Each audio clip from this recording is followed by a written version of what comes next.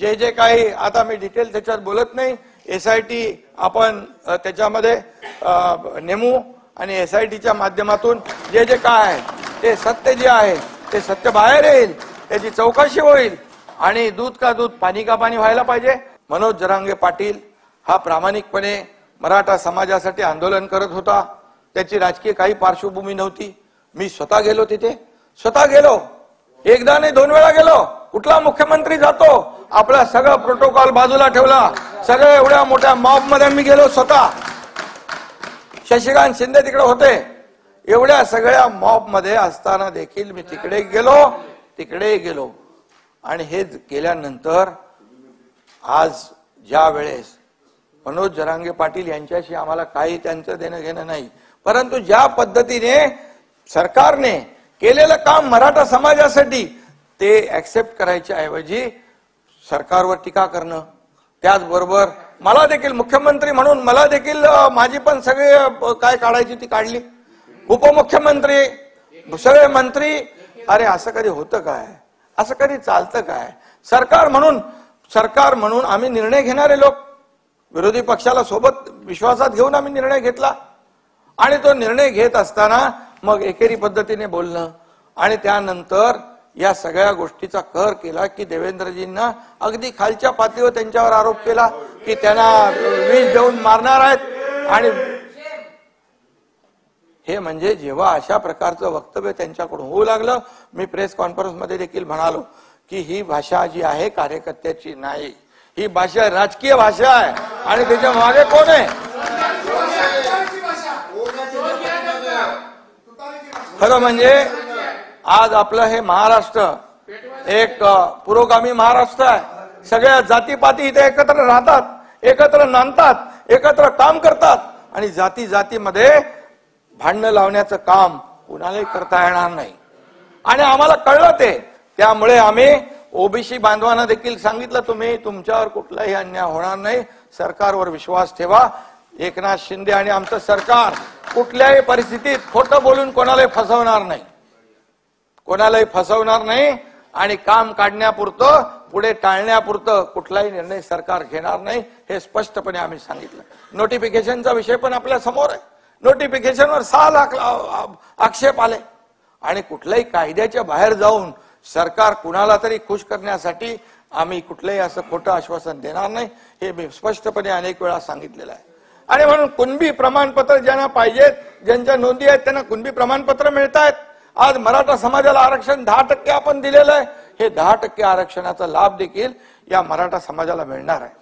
आणि म्हणून अशा प्रकारे कोण याच्यावर कोणी आपले प्रवीण दरेकर बोलले असतील, आणखी कोणी बोलले असतील, आपणही बोलला असाल, याच्यामध्ये काही लोकांनी हे मीडियावर सोशल मीडियावर चर्चा केली, जे मनोज जरांगे पाटील सोबत काम करणारे होते, त्याच्यामुळे ही सगळी चर्चा झाली। आणि मग चर्चा झाल्यानंतर रात्री कोण गेलं, सकाळी कोण गेलं, नेहमी कोण तिकडे जातो, ह्या सगळ्या गोष्टी लपत नाहीत, ह्या कुठल्याही गोष्टी लपत नाहीत। दगडफेक झाली त्यावेळचा देखील पूर्णपणे अहवाल पोलिसांकडे SIT आहे, कोणी दगड जमा केली, कोणी दगड मारायला लावली, ह्या सगळ्या गोष्टी काय लपतात का? आतापर्यंत बिलकुल सरकार पूर्णपणे एक सहानुभूती, एक मराठा संयम ठेवला होता। अरे जाळपोळ करायला लागले, आमदारांचं घर जाळायला लागले, त्याच्या घरात फॅमिली असताना एसट्या जाळून टाकल्या, सगळं मालमत्ता जप्त केली। आणि मग अशा परिस्थितीमध्ये सरकारने काय करायचं? हातावर हात बांधून बसायचं? हायकोर्टाने देखील सांगितलं बाकी सर्व समाजाचं आणि महाराष्ट्रातल्या जनतेच्या जीविताचं रक्षण करायचं काम, कायदा सुव्यवस्था राखण्याचं काम सरकारचं आहे। आणि म्हणून सरकार कुठल्याही परिस्थितीमध्ये हातावर हात धरून बसू शकत नाही आणि सरकार कुठल्याही परिस्थितीमध्ये कोणावर अन्याय देखील करू शकत नाही। आज प्रामाणिकपणे आंदोलन होतं, प्रामाणिकपणे मंत्री गेले, मुख्यमंत्री गेले, सगळे अधिकारी गेले, सगळे आम्ही पाठवले, परंतु एक कुठेतरी एक माणसाने कायद्याच्या चौकटीमध्ये जे नाही बसणार त्याची मागणी करणं हे योग्य आहे का? आणि म्हणून ज्या गोष्टी बाहेर येत आहेत आणि देवेंद्रजींना हे करणं, आता कोणीतरी म्हणालं, अंबादास तुम्ही म्हणालात की मुख्यमंत्र्यांच्या बद्दल ते बोलत नाहीत, ह्यांच्याबद्दल बोलतायत, म्हणजे आमच्यामध्ये काही दुफाळी होणार नाही, कारण माझ्याबद्दल पण बोललेला आहे तो, आणि जरी नसेल बोलला तरी सुद्धा सरकार म्हणून आमची कलेक्टिव्ह जिम्मेदारी आहे, कलेक्टिव्ह जबाबदारी आहे.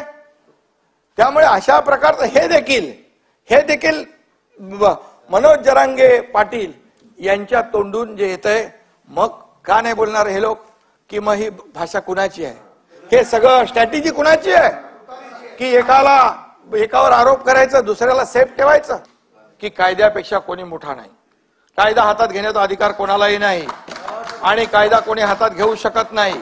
शेवटी मला मुख्यमंत्री म्हणून इतर सगळे समाज जे आहेत त्यांची जबाबदारी आपली आहे. उद्या शशिकांत शिंदेच्या गाड्या अडवल्या आणि फोडल्या तर चालेल? नाही चालणार. तुम्हाला तुमच्या मागे सरकार उभं राहील, तुमच्यावर जरी झालं तरी आज सरकार तुमच्या पाठीशी उभं राहील. आणि मी सांगतो पुन्हा एकदा, जे मी जाहीरपणे शपथ घेतली तिथं मराठा समाजाच्या ऐवजी दुसरा कुठलाही समाज असता तर त्यासाठी देखील या एकनाथ शिंदेने ती शपथ घेतली असती. सगळ्यांना घेऊन सोबत आपल्याला हे राज्य पुढे न्यायचंय, राज्याचा विकास सुरू आहे.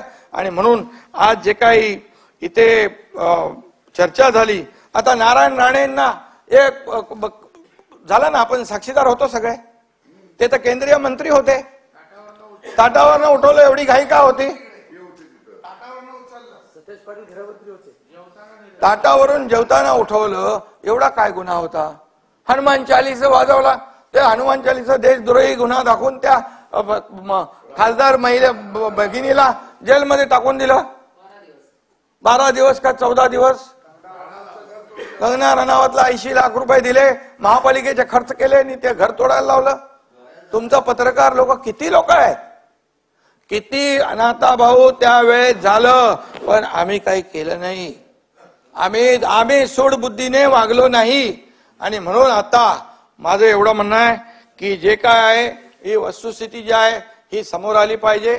चौकशी त्याची आपण मागणी केलेली आहे. त्या बाबतीमध्ये जे काही आता मी डिटेल त्याच्यात बोलत नाही, SIT आपण त्याच्यामध्ये नेमू आणि SITच्या माध्यमातून जे काय आहे ते सत्य जे आहे ते सत्य बाहेर येईल, त्याची चौकशी होईल आणि दूध का दूध पाणी का पाणी व्हायला पाहिजे. परंतु मी एवढं सांगतो, कोणालाही यामध्ये सूडबुद्धीने आकस्पोटी कुठलीही कारवाई कोणावर केली जाणार नाही. परंतु विरोधी पक्षाने देखील या मराठा आरक्षणामध्ये कुठपर्यंत आपण सहकार्याची भूमिका किंवा विरोधाची भूमिका किंवा राजकारणाची भूमिका घ्यावी हे ठरवलं पाहिजे, कारण हे आपण एकमताने निर्णय घेतलेला आहे. हे मी पुन्हा एकदा आपल्याला सांगू इच्छितो. आणि म्हणून माझी सगळ्यांना विनंती आहे की यामध्ये ज्या पद्धतीने कुणी माणूस असेल तो खालच्या पातळीवर बोलू लागला, जर एकेरी भाषेत बोलू लागला, खोटे नाटे आरोप करू लागला, तर त्याला बिलकुल पाठीशी कोणी घालता कामा नये. आणि म्हणून ज्या देवेंद्र फडणवीसांनी जे आरक्षण पूर्वी दिलं होतं ते मराठा समाजाच्या हितासाठी दिलं होतं, मराठा समाजाच्या ते विरोधात नाहीत. आणि म्हणून मराठा समाजाच्या विरोधात ते कसे आहेत हे दाखवण्याचा केविलवाना प्रयत्न कुणी करू नये. या महाराष्ट्रातली जनता सुज्ञ आहे आणि सरकार म्हणून आम्ही एकत्र बसून हा निर्णय घेतलेला आहे. त्यामुळे माझी सगळ्यांना विनंती, याच्यामध्ये राजकारण कृपया न आणता एकमताने केलं ना. अरे भाई, एकमताने केलं, एकमताने केल्यानंतर बोलू लागले, हे टिकणार नाही. हे कसं टिकणार? हे टिकणार नाही. अरे का टिकणार नाही त्याचे कारण द्या. का टिकणार ते आम्ही सांगतो. आज सगळं पूर्ण आम्ही दिलेलं आहे. त्याच्यामध्ये 2.5 कोटी लोकांचा सर्वे केलेला आहे, एक्सटेन्सिव्ह केला आहे, सॅम्पल नाही, डिटेल मध्ये भाई केलाय. 4 लाख लोक काम करत होते डे नाईट, आणि म्हणून कधीच झालं नव्हतं अशा पद्धतीने ते आपण केलं. त्यामुळे याचं स्वागत केलं पाहिजे, समाधान मानलं पाहिजे. हे असं आरोप प्रत्यारोप करून राजकीय भाष्य करून कुणालाही काही साधता येणार नाही. उलट मराठा समाजासाठी जे सरकारने केलंय, मराठा समाजाला पूर्ण त्याची जाणीव आहे. आणि म्हणून माझी आपल्या सगळ्यांना विनंती आहे, या विषयावर कृपया राजकारण करता कामा नये.